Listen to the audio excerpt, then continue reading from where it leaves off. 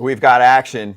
FT Live, Braun, Kratz, and special guest insider Robert Murray joining us right now from FanSided to break down Trader Jerry at it again, as the Mariners were heavily criticized early this offseason for some of the money dumping that they made, but now they're starting to add on. So let's start with the news. Ken Rosenthal saying source confirms from the report from Jeff Passan that Robbie Ray goes from the Seattle Mariners to the San Francisco Giants. Mitch Haniger, who is beloved in Seattle, is back with the Mariners. Anthony DeSclafani also goes to Seattle in that deal. And then you can see Ken saying they were working on a second trade, and there's some money coming back. The second trade for the Mariners is they pick up Luke Raley from the Tampa Bay Rays, who had a breakout 2023, and they give up infielder Jose Caballero to the Tampa Bay Rays, okay? Now, let's talk money for a moment, and then we'll break it down. Andrew Baggerly covers the San Francisco Giants for The Athletic and said, interestingly, Robbie Ray had a no-trade clause in 22-23 that converted to a $1 million trade assignment bonus in 2024.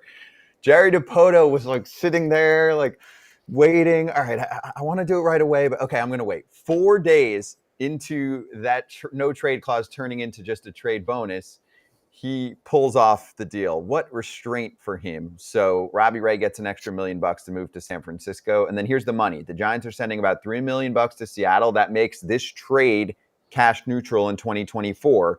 Robbie Ray's salary, you can see there, $23 million. 29 mil owed to Haniger and DeSclafani in 24, and also Ray and Haniger both are getting an extra $1 million. So that's where it all evens out, okay? Both teams shelling out $29 million for these respective players on their teams in 2024. There's opt-outs and all kinds of crazy stuff after that. If Ray stays with San Francisco, they obviously take on more money for the years ahead. Okay, Robert Murray, you digest all of this. Break down the deal. Winners, losers. Does this help San Francisco? Did the Mariners improve themselves? What do you think? I think the Giants improved with this deal, but what it did for both teams is it gave them flexibility. And the Giants, in this deal, they end up getting a really talented left-handed pitcher who was a Cy Young Award winner a couple seasons ago. Obviously, he's coming off of the Tommy John, and he's not going to return until after the All-Star break. So there is absolutely risk, especially when you consider that he's got potentially 3 years and $73 million left on his contract. But that being said, this was an opportunity for the Giants to acquire a really talented pitcher and part with a guy in Anthony DeSclafani that they really did not see a role for him in the rotation in 2024. He basically fell out of the rotation last year. And Mitch Haniger was someone they signed early on last year, but they could. I think it allows them to try to improve the outfield in a couple different ways, whether it's via a big free agent in Cody Bellinger, or if they can end up doing something via trade or something. For the Mariners, it gets rid of that 3-year, $73 million contract with Robbie Ray, which is consistent with what they've done throughout the offseason in terms of shedding salary. And they add a player in Haniger who is absolutely beloved by that fan base in Seattle. And it makes you wonder.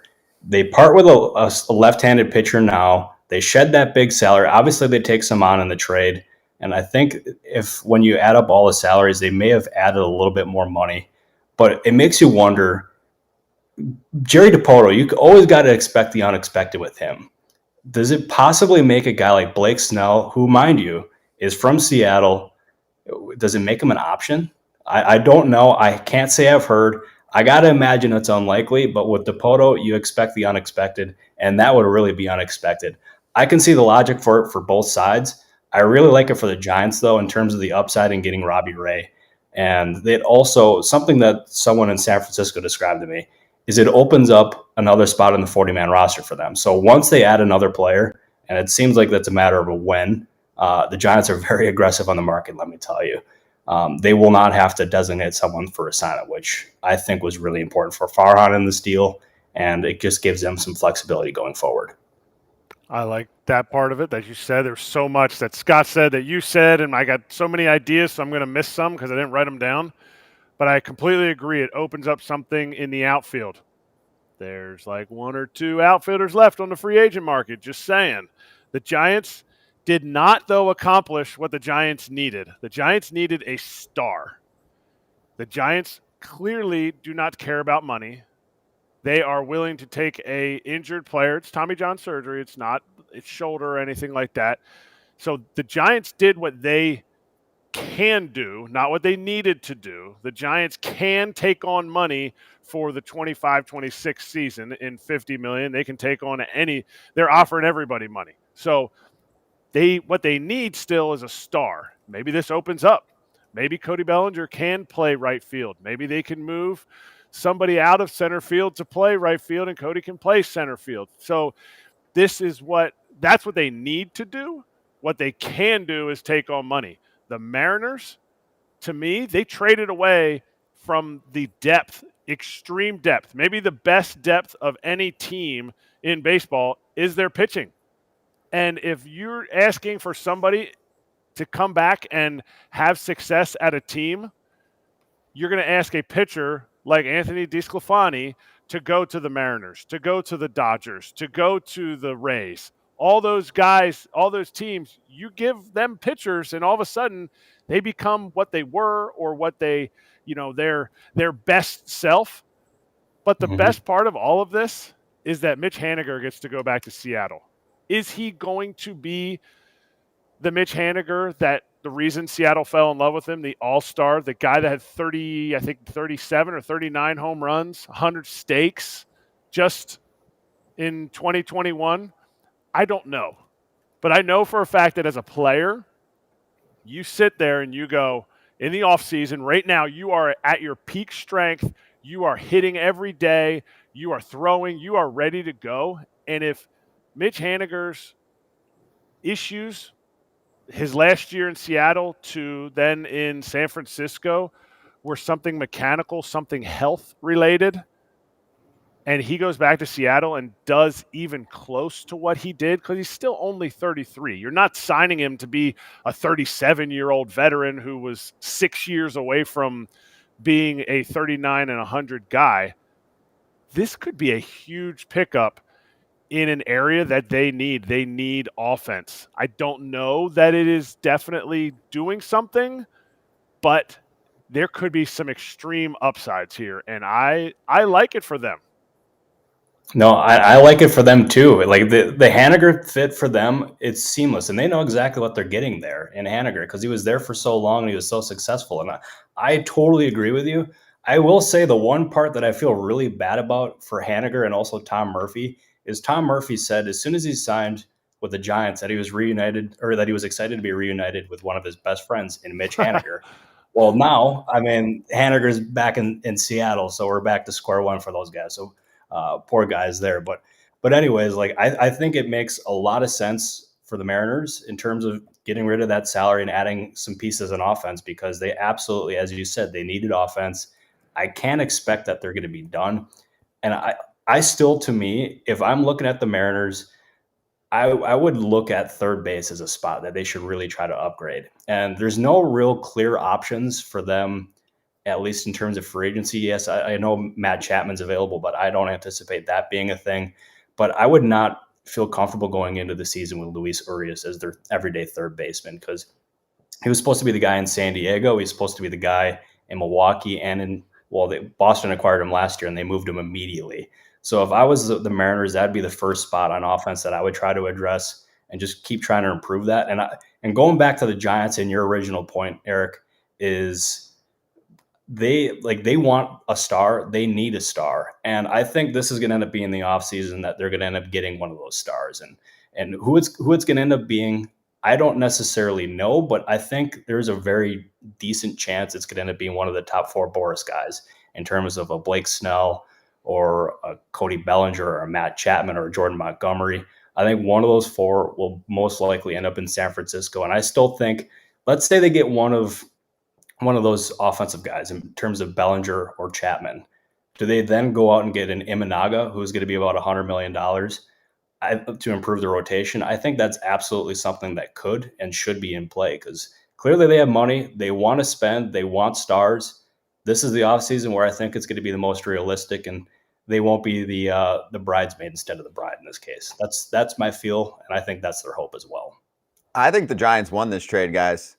Robbie Ray is not too far removed from a Cy Young season. I still think he could come back from Tommy John surgery. It's not damaged goods. Tommy John is just like run of the mill. Okay, he had his year off, right? Now he's back in the second half of the season, and I think there's no chance Blake Snell signs with the Mariners. I think people have to really read into what's going on with the Seattle financial situation, or what's going on in their heads at least, that they think that their profits are going to lessen a little bit, that they have to split with their ownership group, because they're worried that Xfinity moved their channel for next season to a more premium channel, and that people will start unsubscribing from it. Okay, that's what's going on, and that's why Seattle is cutting payroll or kind of keeping it in the same range. They're not going to suddenly add, like you said, a Matt Chapman. They're not adding a Blake Snell. I think the Giants could go out there, add a Blake Snell, and all of a sudden we're looking at the rotation and feeling much better about things.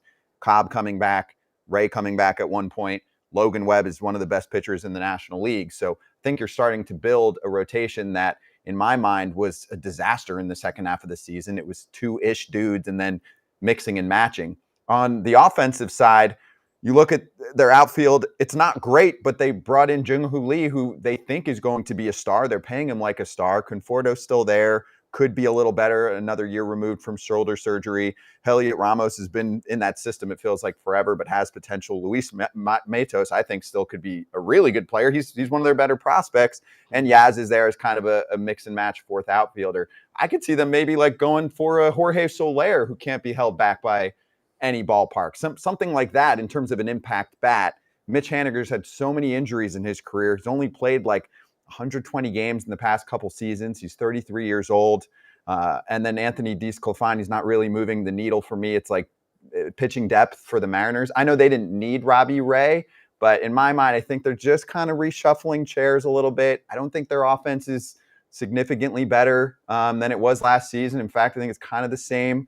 I think Garver and Haniger, both significant injury concerns, both have upside. So I think the Giants are the ones that actually got a potential number 2 starting pitcher that you would trust in a playoff game. So that's how I'm looking at it at the moment. I think the Giants made a nice move here. Robert, you know this because you're talking to teams all the time.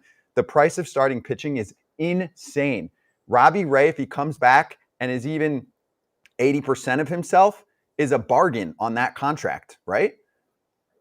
No, absolutely. And I even had someone, as soon as this trade ended up being announced and being finalized, someone texted me that I trust wholeheartedly, said that acquiring Ray for this acquisition cost is almost impossible. And it was a no-brainer deal for the Giants, especially if Ray ends up being healthy after the All-Star break and ends up looking like a possible number 2 guy in the rotation.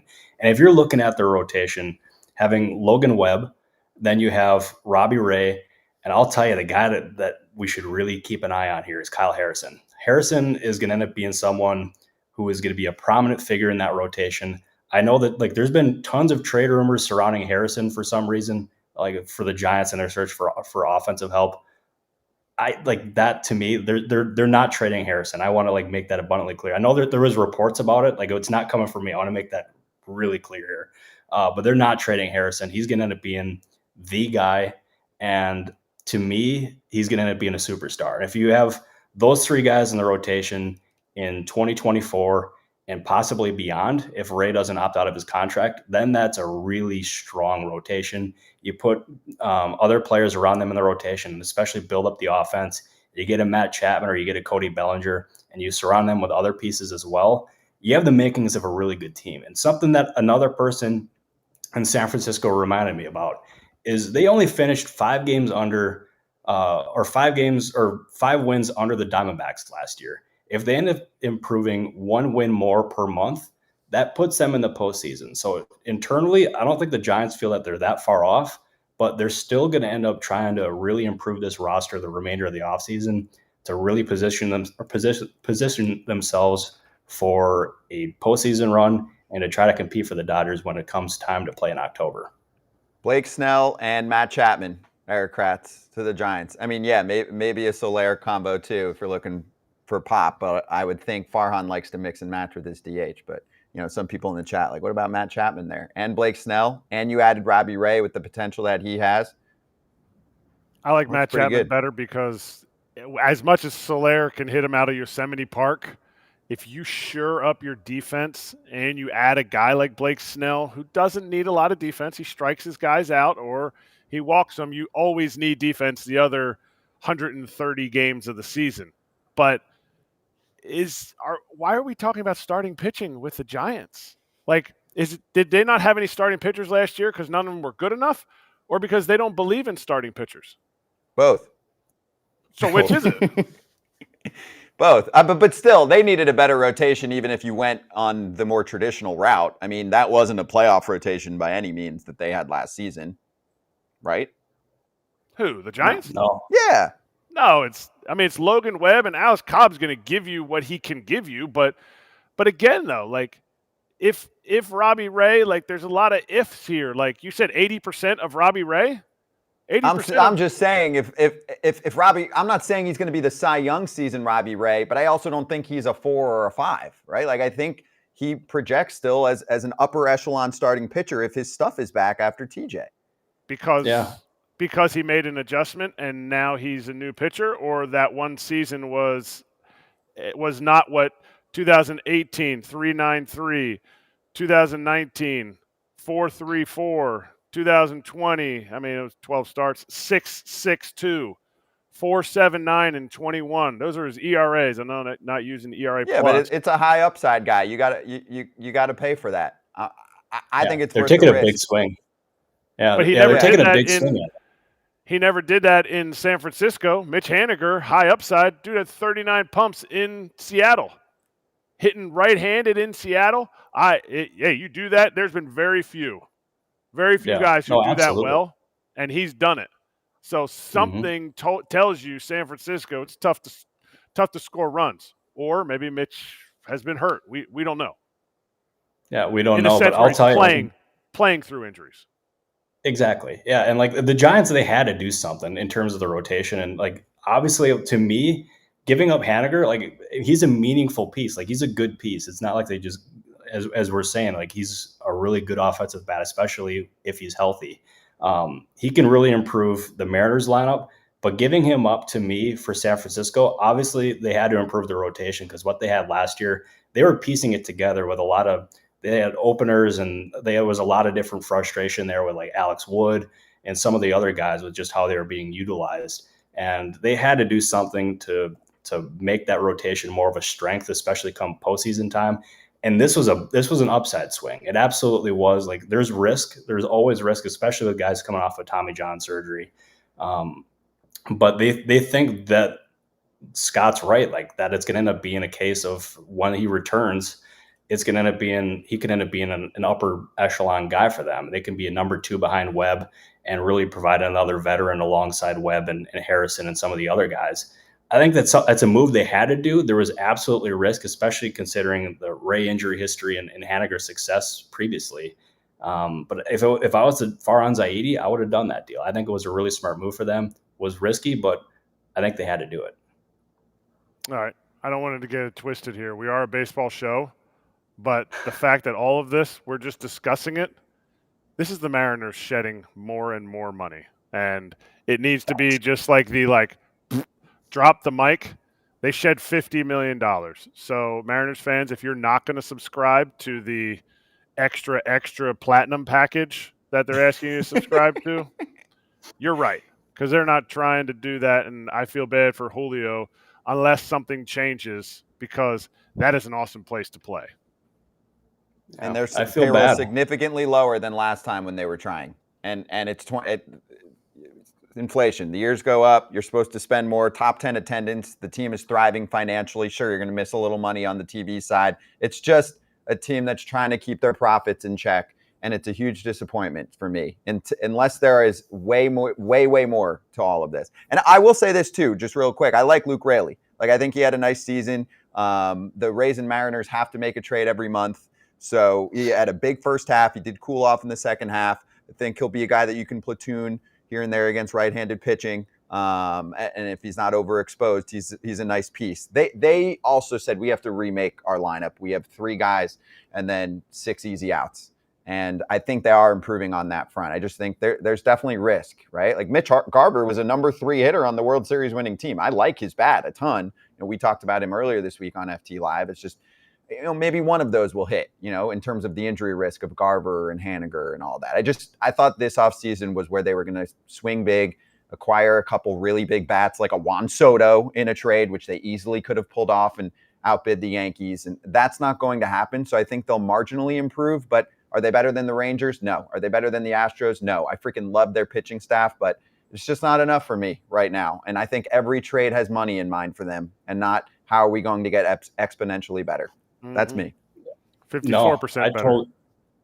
I was just about to say it. Like the writing was on the wall. We almost went 20 minutes without the writing was on the wall for this kind of an offseason when the 54% comment was made. And it was really unfortunate. And like they should, if I was the Mariners, with having that young talent in the pitching staff, having Julio and having him sign long-term, that was like the best time for them to go for it. And instead they've shed salary, and then they've added Mitch Garver and now Mitch Haniger. They've got the market cornered on guys named Mitch, evidently. So they got that going.